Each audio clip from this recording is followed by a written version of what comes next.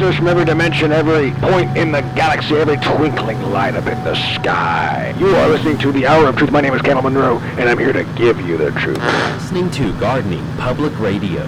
Coming up next, we'll be discussing what cultivators are doing about it. Nissa about her forest reclaim. Omnath Road Rage. As far as our opening hand goes, this is going to be 1, 2, 3. Yeah, we're going to keep on this one. I like this. We're going to be able to lead off with Wooded Foothills, and we're going to be Ancient Tomb. That's going to be Azusa, get down Valakut and Blighted Woodland, and actually we might end up going for Scut Swarm for our first line of play. I think I kind of like that. It's always nice to get down Azusa, but if we can get some insect tokens on the battlefield pretty quick, I think that sounds like a pretty fun game plan. So let's go and lead off with Wooded Foothills. Let's go and crack Wooded Foothills. Let's grab ourselves a Stomping Ground or a Highland. Let's see. Highland Forest. Yeah, that'll be good because it's going to come into play tapped either way. So anything else, let's go and pass the turn over to our opponent. But yes, welcome to some Omnath Road Rage. Hope you're excited to cruise out into the waste of Zendikar. Running over anything on our way with some 4/4 elementals. That's the name of the game today. So it's going to be Mana Crypt. Let's have some fun. We are playing Omnath, Locus of Rage, Landfall. Whenever a land enters the battlefield under your control, create a 5/5 red and green elemental creature token. Then whenever Omnath or another elemental you control dies, Omnath deals 3 damage to any target. Alright, so let's go and go for Ancient Tomb. Yeah, I like that. Go for Scut Swarm. You know, if they've got some spot removal, that's fine. Because if they do, then that allows us to go for Azusa. Then we can start making a few extra land drops as the rest of the game goes on. Vampiric Tutor. Okay. So we'll let them get that going. Playing Get Shirei. I think that's how you say it. If I'm wrong, I do apologize. Whenever a creature with power 1 or less is put into the graveyard from the battlefield, you may return that card to the battlefield at the beginning of the next end step. If Shirei is still on the battlefield. So we did cover both commanders. Let's give a quick shout out to our sponsors, TCG Player. If you go to bit.ly/JoltMTG, that's going to apply my affiliate link. Allow you to get some cards and help support the channel at the same time. Let's give a quick shout out to MTGOTraders if you want to play Commander online. Let's give a quick shout out to InkGaming.com if you're in the mood for a playmat. It's going to get you 10% off. And last but not least, I started a Patreon. So if you'd like to directly support cool content like this, there's a link down in the description below. But if you're keeping score at home in the back seat of the muscle car, it's officially free time. But yeah, as far as Omnath, you know, if you've never seen this deck before, Omnath is actually the... So when I started my channel, I only had probably about 2 or 3 decks that I was playing at the time, and that's when I realized I was like, well, I need to get some... I need some other decks for the channel. I'm getting tired of playing like the same 2 or 3 decks. And, alright, so we're running to Evolving Wilds. So we've got Azusa. That's going to be 2 additional lands. Yeah, I like that. So let's go for Azusa. That way we can really capitalize on this Scut Swarm. It's going to be 1/2. And that's one of the fun things about a deck like this is that, you know, we do want to get Omnath down. But, we're going to be able to have some fun before that happens. Let's go and go for Evolving Wilds. That's going to be 1/1 insect creature token. Let's go and crack Evolving Wild. And since we do have Soul Blast in the hand, let's start working towards that triple red. I think that sounds like a lot of fun. So let's grab ourselves a mountain. There we go. Get an extra token on the battlefield. Let's go for Blighted Woodland. And it's going to be an extra insect. And then, yeah, I guess another land drop of Valakut. Digging that. This is going to be another insect token. And then anything else, we're going to go and pass the turn. We can swing in, but it's just going to be Shroud and Haste. But yeah, we don't want to make that trade. Look at how many insect tokens we got. So anything else, pass the turn. But yeah, with Omnath, you know, if you haven't seen this deck before, one of the core concepts of it is basically just red-green ramp. You know, when we get as many lands on the battlefield, that was turn 2. You can see we're well on our way to doing that. And then once we do get all these lands on the battlefield, we want to find some sort of way, you know, maybe we can end up saving Haro for the late game. Whatever it is, you know, once we do get Omnath down, we want to have some sort of payoff card, you know. One of the big things about playing a higher converted mana cost commander like Omnath is it costs 7 mana. So if you're ever thinking about building Omnath or something like this commander, you know, once you get to that 7 mana, if you don't immediately get elementals on the battlefield and it gets hit with spot removal, that's a bad time. That's not fun, because now you're looking at 9 to get Omnath down. And so, basically, just a little word of advice. Make sure you got some sort of lane drop or some sort of incremental value whenever you're tapping out for a 7 converted mana cost commander. But hey, we're here to have some fun. All right, so we're looking at 1, 2, 3, 4, 5, 6, and that will be 7. Do we have enough? I think we do have enough for Omnath. All right, so that's going to be an extra elemental token. And that's an extra Scut Swarm. I was thinking we could tap out for Omnath, but if we end up going for Haro, I really like this. So that's going to be 1, 2, 3, 4, and those are going to enter the battlefield tap. So we end up going for Haro. Yeah, let's do this. So it's going to be Ancient Tomb, because if we can get a couple more Scut Swarms on the battlefield, I think that sounds like a pretty good plan. So let's go and tap down green. Let's go ahead and go tap down this mountain. Let's go Haro. And let's grab ourselves a forest and grab ourselves a mountain. There we go. And these are going to enter the battlefield untapped. Oh, yeah, look at this. Always yield to this trigger. I'm digging it. And then let's end up going for Blighted Woodland. Oh, yeah. This is some good stuff right here. Okay, and we're actually setting ourselves up for a really nice Soul Blast. Let's get this put down, and then anything else. Do we want to swing in right now? We're looking at blood. Yeah, I think we do. We've got more than enough Scut Swarms, so we want to get in some damage. So let's go and push in with all the crew. And that's at least going to be 6 coming across. It's going to drop them down to 19. If they don't block, we're just looking at 2 1/1s out there. And we can definitely make a trade with the original Scut Swarm out there. The damage has been done. We've got extra copies of it out there, so we'll see if they pay that in black mana. But dropping them down to 20... Oh, I forgot about Drain Pipe. Okay, never mind. We can still get in there, though. Yeah, with Drain... I forgot about the discard ability. Yeah, we're going to have to discard that. And I was so excited. We can't sacrifice it. No, click OK. And we're looking at Omnath next turn. You know, if we end up hitting a land off the top, we can just go Omnath and then land drop, and we'll definitely be in a really good spot. So, anything else, let's pass the turn. You know, even if they do have a board wipe or something like that, even if we had Soul Blast and they have a board wipe this turn, you know, we'd still be in a bad spot with Soul Blast. But this is always one of, I don't know if you have kind of like some spells in a commander deck where it's kind of like the secondary commander. Soul Blast is always the secondary commander for a deck like this. It's so much fun. You know, you're always going to have access to a lot of mana. And let's say you get those elementals on the battlefield with Omnath. You go for Soul Blast. It's going to be an extra 3 damage, like Lightning Bolt coming up there, and you're sacrificing 5/5 elementals. So this definitely cleans up in 1v1 commander. But it also, you know, if you're playing in multiplayer, you know, let's say we have some sort of combination of elementals out there. You can imagine sacrificing them and dealing that much damage. Our opponent goes, wow, amazing. Yeah, I feel the same way. This is pretty crazy. Let's see if they've got a board wipe. I feel like that's a good way for a black player to set up a board wipe. Wow, this is cool. Let's blow it up. But yeah, as far as Omnath goes, one of the... there we go, Toxic Deluge. Okay. So that's one of the fun things. We can still bounce back with Omnath. And with that, our opponent goes, wow, amazing. It'd be a shame if a Toxic Deluge happened to that. All right, so we do run into a land. Let's go Omnath. This is going to be double green, double red. And they've got 0 cards in the hand. So let's make the land drop for the turn. This is going to be Stomping Ground. Not going to pay 2, yeah, because it doesn't matter.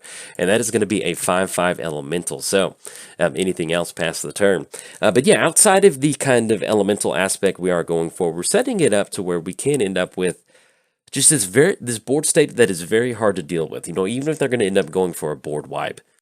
We do have Goblin Bombardment in here, and you know that sets us up to where if we are making our land drops and we can get these elementals down, start sacrificing, we start throwing that damage up top. But our opponent's going to scoop it up on that one. They didn't top deck into anything. We're swinging across for 10, and then even if they do find some sort of board wipe after we swing in for 10, that's still going to be 3 damage once these elementals get on the battlefield. So there we go, a little bit of a quick game.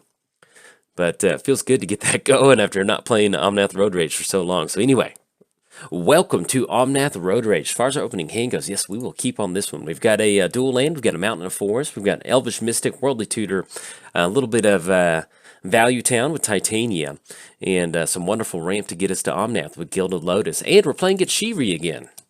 Well, maybe. We'll see. Let's get to 4. I mean, that is the commander. I don't know how I'm going to splice these videos together, but well, I just got done recording a game against Shirei, and I think that's how you say it. It could be wrong, but unfortunately, that's how it's going to be for the rest of the game. But yes, welcome to Omnath Road Rage. Hope you're excited to get out into the wastes of Zendikar and cruise around in that muscle car, running over anything that gets in our way with some 4/4 elemental horsepower, because that is the name of the game. We're playing Omnath, Locus of Rage, Landfall. Whenever a land enters the battlefield under your control, create a 5/5 red and green elemental creature token. Then whenever Omnath or another elemental you control dies, Omnath deals 3 damage to any target. Playing against Shirei, which we'll cover in just a second. And that is Fabled Passage. Yeah, let's do this. So let's just go ahead and lead off with Highland Forest. I think that sounds like a good plan. Let's go and get in for one with Elvish Mystic. Go, buddy. The coast is clear. Knock our opponent down to 29, and then anything else, kick it back over there. We'll see if we end up going for Worldly Tutor. We could go for Scut Swarm, but I think at this point, we'll just hold on to it. You know, maybe we need to grab a Silver Bullet late in the game, something like a Crater Hoof or something like that. There's no need to burn it right now. We've got a Mana Dork out there. We have 2 more land drops to make. This is going to be Gilded Lotus. We do have a value creature in Titania, so I think we'll just hold on to Worldly Tutor. Playing at Shirei. Whenever a creature with power 1 or less is put into your graveyard from the battlefield, you may return that card to the battlefield at the beginning of the next end step if Shirei is still on the battlefield. And that is going to be Nezumi Bone Reader. Sack a creature, target player discards a card, activate only as a sorcery. So, if we do end up holding on to Worldly Tutor, one option that we can end up doing, and this is going to be Raging Ravine, entering the battlefield tap, 1, 2, 3, 4, 5. At least that'll put us online for Titania. And actually, if we want to set up the Titania line of play, which I kind of do like doing that. Let's go and get Fabled Passage down. So let's go ahead and crack Fabled Passage. We'll grab ourselves, we do have a red source, so we'll just go ahead and grab another green source. Grab ourselves a forest. It's going to come into play tapped, and then anything else. Not going to swing into our opponent. I mean, I guess we could offer up the trade, but we're looking at a Titania, bringing back Fabled Passage. I think that sounds like a pretty good plan. So, anything... Oh, actually, we did cover both commanders, and I think we're going to splice the video together like that. So, we can just make it officially free time. But yes, Omnath. I was going to talk about on the earlier video. Yeah, whenever I first started recording, Omnath was my first Friday release. I used to put out a new deck every Friday. And as production value has gone on and gone up, it's a little bit harder to meet that new deck every Friday. But Omnath was the very first deck that I ever built for the channel. And if you don't know the Road Rage story, why we have a muscle car, we'll sit down. It's some story time. All right, so let's go for Titania first. And actually with Rootbound, that's going to be... So with Dream Devour, each Foretell card... Okay, yeah, that's fine. So let's go Titania. And then tap down Elvish Mystic, and then we'll get into the lore behind Omnath Road Rage. Just going to bring Fabled Passage back onto the battlefield, and I guess that's going to be 1, 2, 3, 4, 5, 6, 7.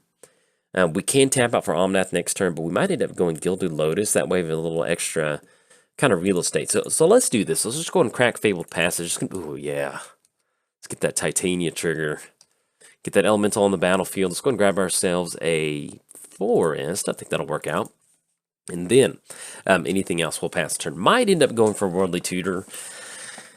Kind of want to get some Elemental going. I think that'll work. So I think we'll just go and hold on to it. But yes, the story behind Omnath and Moshbridge. If you don't know, Omnath, Locus of Rage, and Moshbridge Troll, which is in the deck. I did make some additions to it, but we're never cutting Moshbridge. They commute together on their way to the job at the command tower, and they drive a muscle car through the wastes of Zendikar. And also, with that intro, I want to give a huge shout out to Sturgill Simpson. If you don't know Sturgill Simpson, I based that intro off of his Ronin album. And if you haven't checked it out, it's an amazing album. It's done a lot for me. I love that album. It's like this post-apocalypse, kind of like samurai western album set on Mars, which is just really wild. But anyway, if you want some new music to jam, definitely check out that Sturgill Simpson. And we have to discard a card. I think at this point, we still want to make our land drops. And so this is going to be Raging Ravine for next turn. We could go Gilded Lotus, and that'll keep us away from a discard. But with us having Titania, I kind of want to make these land drops. Because, you know, if we do get another discard next turn, I think we're okay with this. Yeah, let's go Worldly Tutor. I mean, we could put something like Rampaging Balos on top. And actually, yeah, now that I think about that, let's do that. Well, that'll put us in a board wipe spot, too, especially with Titania up there. So let's just go and drop Worldly Tutor. This is one of those decks that... You know, if we just go Gilded Lotus and have, you know, discard a lane next turn, at least having that lane drop for Omnath is going to make a huge difference. But yeah, so they would commute together, Omnath and Moshbridge Troll, and I just thought that image was just them just cruising the wastes of Zendikar. I just could not get that out of my head. Omnath gets mad because he wants to listen to some gardening NPR, and Moshbridge Troll, being the metalhead that he is, wants to listen to metal, so they fight over the radio. So there you go, now you know. You know the lore behind the deck. So, ooh. And then we run into Pandemonium. Okay, so can we set up a Pandemonium on Shirei? I think I kind of like just dropping that down. Okay, so let's make the land drop. That's going to be Gilded Lotus. It's going to be 1, 2, 3, 4, 5. And then we make the land drop. That's going to be Raging Ravine. And I think we go for a Pandemonium setup. I really like this. You know, they have a lot of 1/1s out there, and that's all the damage they can pop. If they want to hit Elvish Mystic, they certainly can. But if we're setting up a Pandemonium with Omnath and the Elemental coming down for the next turn, yeah, I think I kind of like that. If they do end up going for the discard ability, sacrificing a creature, we will have to discard the last lane card, but at least we're getting something on the battlefield. So anything else? So we're looking at a 5/3. They're going to have to double block. Yeah, I think we go on this one. All right, so we're going to send the crew in for 10. Let's see if they want to end up blocking on this one. They have no mana to go for the kind of fog effect. And oh yeah, with Shirei, they're going to get it back. Okay. Forgot about that. At least we kind of forced them to go for that. But yeah, sometimes when you read a... like I read Shirei at the beginning of the game, but I was just like, oh yeah, they're going to be able to get the enter the battlefield effects back. So all right, so we're going to definitely watch out for that.